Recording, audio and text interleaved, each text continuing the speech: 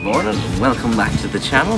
Today we're continuing our trip through Wales, going up to the Talyllyn Railway, which is one of the world's first preserved railways. It's unseasonably warm here in Aberdowie, so let's get a move on. Daisy, you're tired.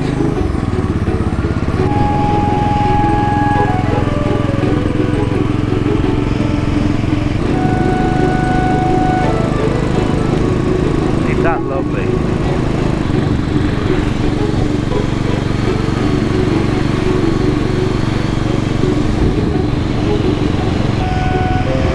Morning.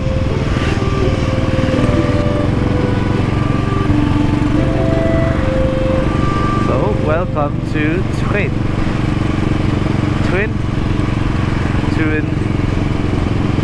home of the Talyllyn Railway. Well, here we are.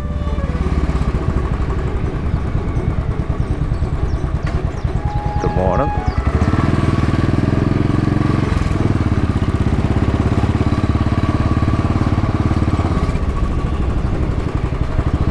I'm not sure where the parking is.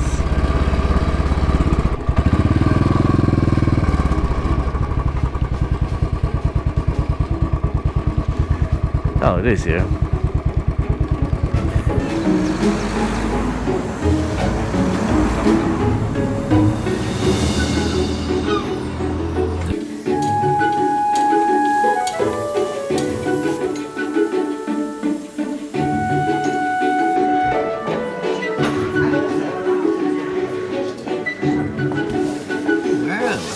Premium, what do you think? Very nice, we've upgraded to first class. Yeah.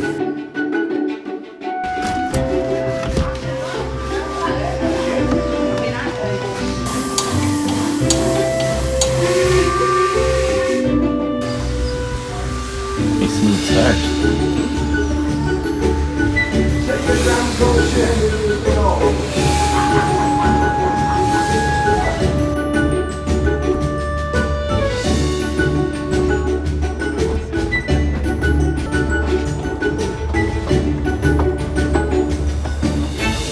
Here we are on board the Talyllyn Railway's engine called Ivo Holt, Tom Holt, something like that. It's a 7.25 mile trip there and back up to Nantes something. I'll check that in a second. The Talyllyn Railway was the first railway to be preserved and run entirely by volunteers. And you can feel the age of the train as it goes, but it does a really good job.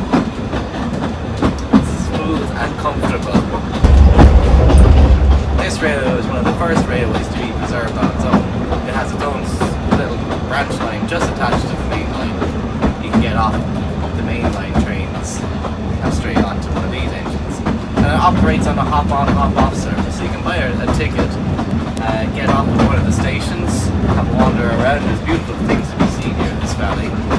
And then hop back on, either the train going further up the way or going back the way. It's your choice when you come to the Talyllyn Railway. And the double L is pronounced, I think.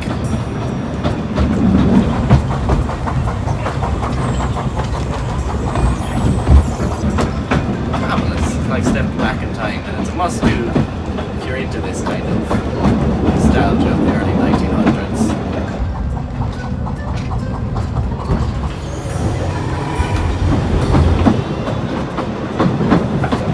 There's 5 stops along the Talyllyn Railway, the ultimate stop being Llanfair, where the train comes back around the engine, so hopefully we might get a video of that.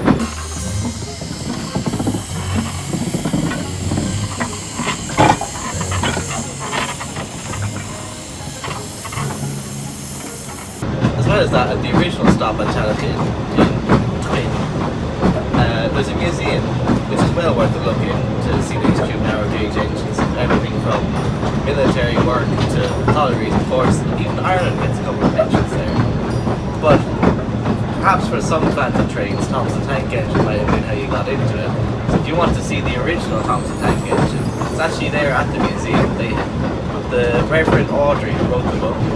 So the Reverend loved this railway so much that he included it in the railway series as the Scarlowy Railway. And each of the engines of that railway, thank you, are based on one of the engines here.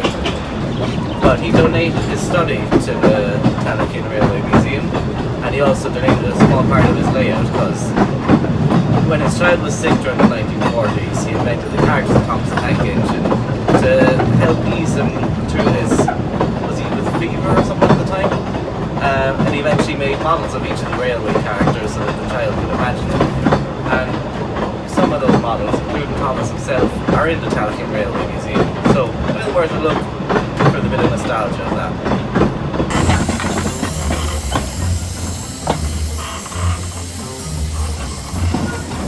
You might be wondering what's the advantage of narrow gauge engines over standard gauge, and I wonder that too myself sometimes. But basically narrow gauge engines are better suited to work on tighter curves at slower speeds, but things like factory work are still used today. And for work in the mines, or work around mountain passes. In Europe there's a lot of narrow gauge engines in the mountains around Germany and Switzerland. But there's a certain charm to them. It's kind of like babyifying a normal train. The carriage is still the same, but the wheels are tiny.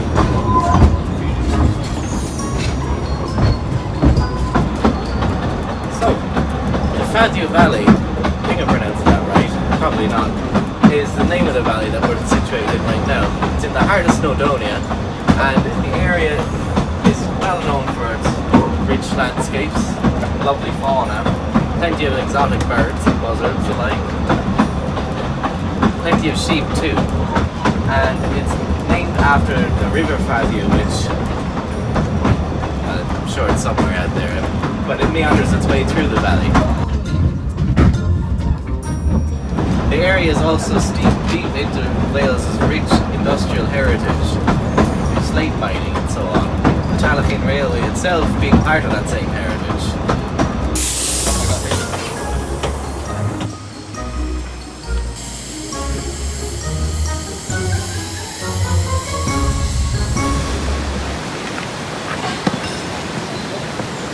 Fabulous. And speaking of Wales' industrial heritage, let's go down and have a look at some slate mines up north somewhere. Talyllyn Railway, nice little thing to do. To bring back an old turn of phrase, definitely worth a visit if you're in the area. But say particularly if you had a family, it'd be very nice little day out. And you can probably make a whole day out of it by going onto the railway and then going onto the railway and then going for a hike.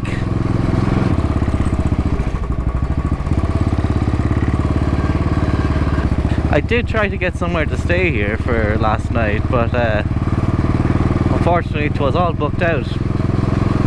Lovely little town though. Aberdowie, that's great too. And look at that, within 2 minutes right back out into beautiful countryside.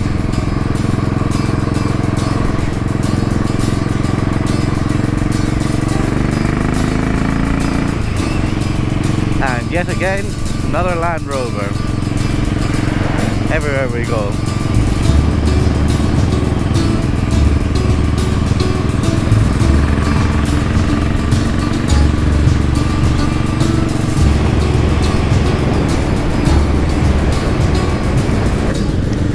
I know I've only been here for a day and a half, but I can already tell you this will not be my last time in Wales. What a beautiful country. And this is a relatively quick and zippy trip, I would say. Almost a whistle-stop tour of some sites in Wales. I'm definitely going to come back here. It's only a stone's throw away from Ireland. By that I mean quick on ferry over in the morning, and you know, it's not too big of a country either. It's manageable to get up and down, I would say, in good time. And if all the roads are like this road, I think it's perfect. Gosh, this is giving me big vibes of the valleys over in Switzerland and Germany. similar roads and nice little towns along the way and sense of wide open spaces. It's fabulous. Truly. Even this familiar old type of sign, we don't have it in Ireland. At least to my knowledge, I haven't come across one. The whole giveaway to oncoming vehicles, little red arrow versus big black arrow, showing who has priority. Okay. Nope.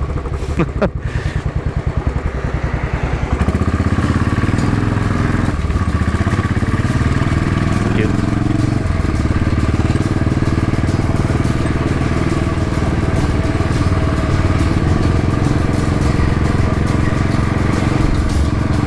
Some old freight wagons. Recycling, you know. Hey, sheep.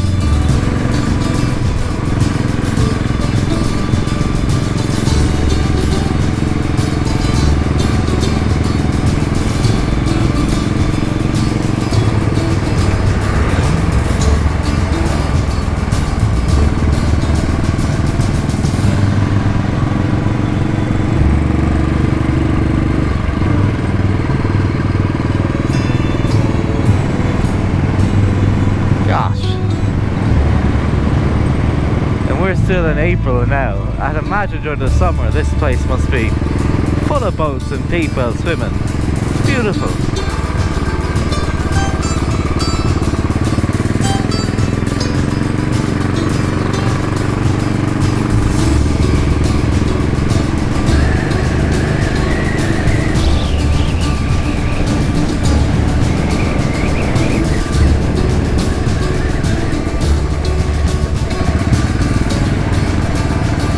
Gorgeous little town.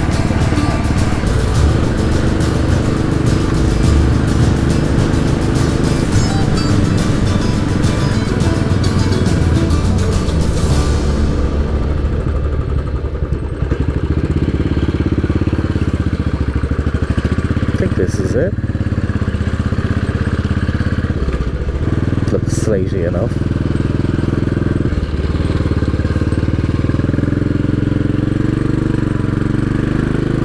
More steep hills.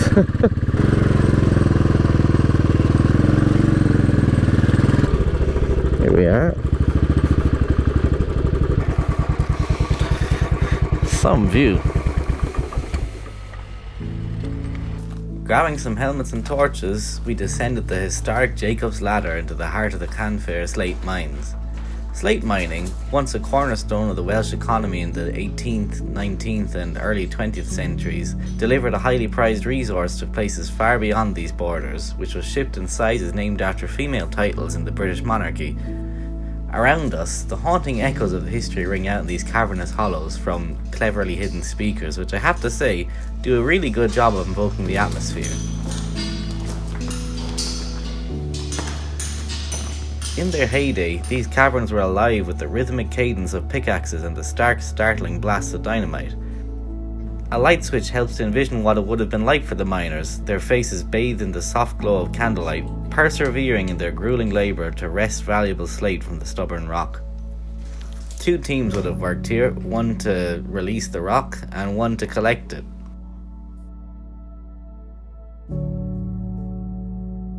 Peppered across the rock face, dynamite plug holes provide stark, silent testimony to the perils that came with the job. The hardy miners risked life and limb using explosives to fracture the obstinate rock and expose the precious slate hidden within. Many years after the mine closed, it would safely house explosives again, well out of range of German bombers during World War II.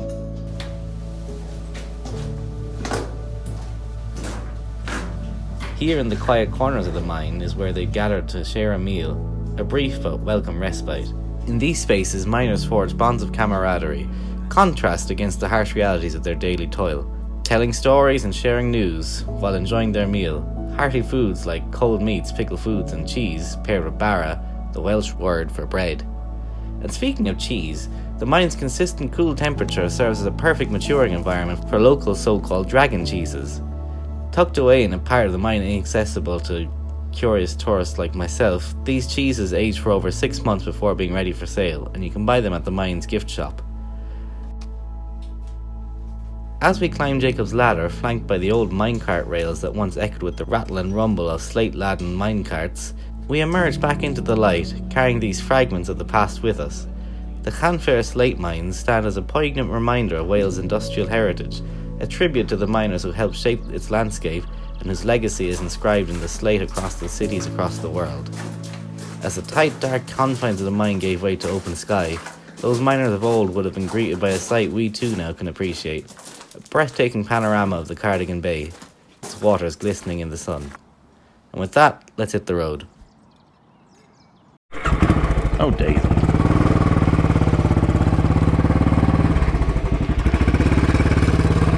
Now, it's late enough in the day, so we best get a move on, huh? Huh? Another well worth a visit if you're in the area. I think tickets were about £5. You get a helmet, you get a torch, everything you need for a bit of spelunking. Very warm now. It's very cold down in the cavern. You can see your breath. But they actually use the cavern to mature cheese. Daisy. Sack the maggot.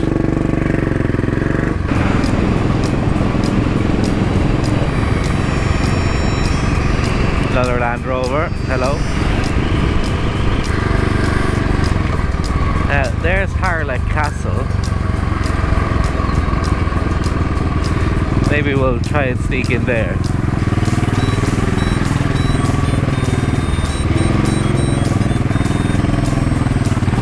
Goodness.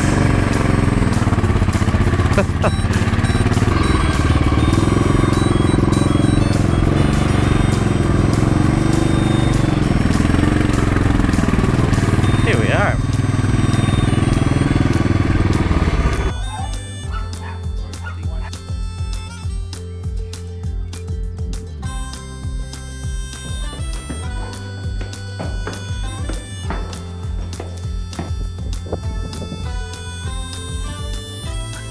The world's quickest visit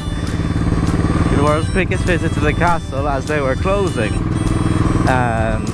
So quick run up to the top of the castle, quick run around to the grounds to see what's what, and we're back on the road again.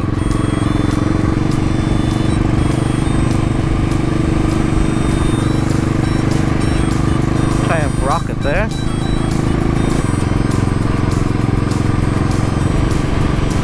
Beautiful.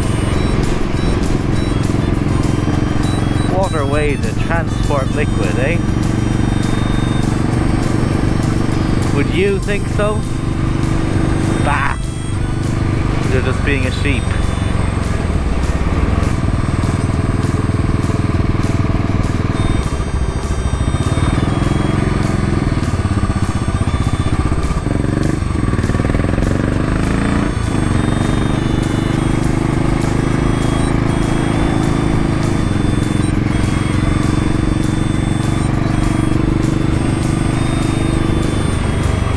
I think we're getting into Snowdonia National Park proper now.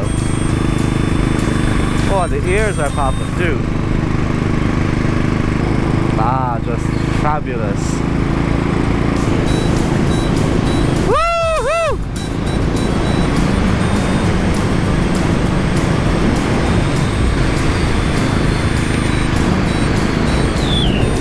Welcome to Wither National Forest. These are the views that Snowdonia has in store for us. I'm very excited for tomorrow's ride.